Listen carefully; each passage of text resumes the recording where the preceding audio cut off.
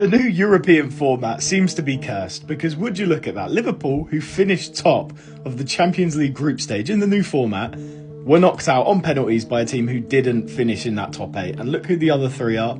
All three of those are in the semis. Funnily enough, a similar situation is going on over here with Lazio getting knocked out by Bodo Glimt on penalties, a team who weren't in the top 8. But if you look at the other three, those are the other three in the semis as well. So it does not bode well for Chelsea, who finished unbeaten in the Conference League top.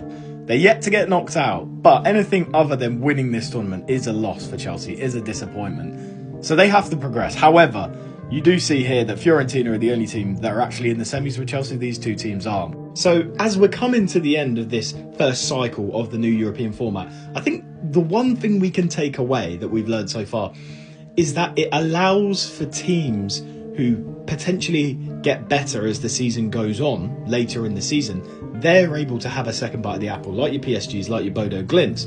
In the old format, maybe they might have been knocked out early on and we haven't been able to see them shine like PSG have, because I'm pretty sure PSG lost to Liverpool and Arsenal in the group stages.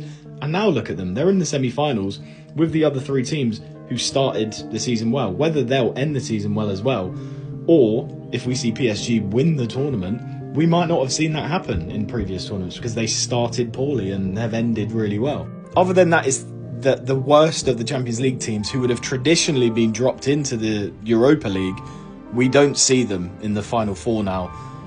And does that mean the standard is lower? I'm not really sure. I mean, it does make for a very interesting end to the Europa League, basically, because you now see a 15th place Man United and a 17th place Spurs have a chance at European glory, which is just mental. You would not have seen that in the old format because a Champions League team would have dropped down.